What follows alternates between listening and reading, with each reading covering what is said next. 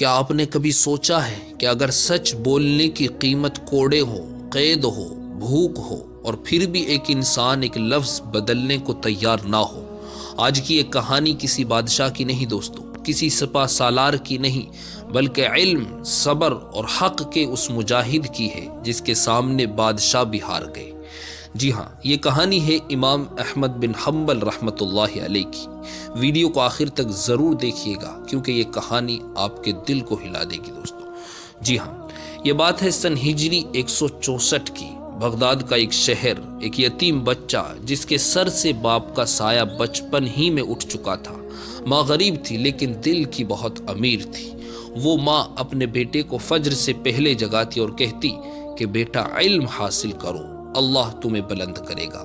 یہی بچہ آگے چل کر امام احمد بن حنبل بنا دوستو۔ جی ہاں، امام احمد خود فرماتے ہیں، میں نے حدیث کے لیے فاقے بھی کیے اور سفر بھی، مکہ، مدینہ، یمن، شام، خراسان، پیدل سفر کیے، صرف ایک حدیث کے لیے۔ کبھی کھانے کو کچھ نہیں تو کبھی پہننے کو درست کپڑا نہیں، لیکن زبان پر کبھی شکوہ نہیں آیا، صرف شکر ہی رہا۔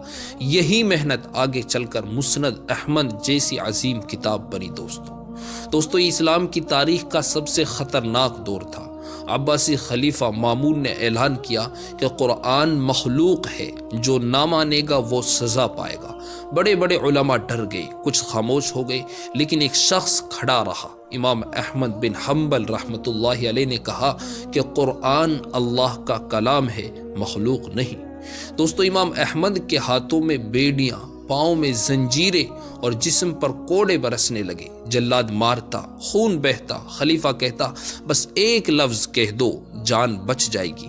امام احمد بن حنبل رحمۃ اللہ علیہ کا جواب ہمیشہ یہی ہوتا کہ اگر آج میں نے حق چھوڑ دیا تو قیامت کے دن امت کو کیا جواب دوں گا۔ کوڑے گنتی میں نہیں دوستو، لیکن صبر میں کبھی کمی نہیں آئی۔ قید میں ایک چور بولا کہ میں نے چوری کے جرم میں 18 کوڑے کھائے اور میں نہ ہارا۔ آپ تو حق پر ہیں، آپ کیسے ہار جائیں گے؟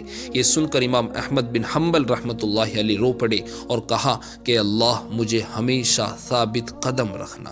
آخر کار خلیفہ متوکل کے دور میں یہ فتنہ ختم ہوا۔ امام احمد بن حنبل رحمۃ اللہ علیہ باعزت رہا ہوئے۔ لوگوں کا ہجوم ان کے دروازے پر، کہا جاتا ہے کہ ان کے جنازے میں 8 لاکھ سے زیادہ لوگ شریک تھے اور ہزاروں نے اسلام قبول کیا۔ دوستو، امام احمد بن حنبل رحمۃ اللہ علیہ ہمیں سکھاتے ہیں کہ سچ اکیلا ہو سکتا ہے مگر کمزور نہیں ہو سکتا۔ حق کی قیمت ہوتی ہے، جو اللہ کے لیے ڈٹ جائے تاریخ اس کا نام لکھتی ہے۔ اگر یہ کہانی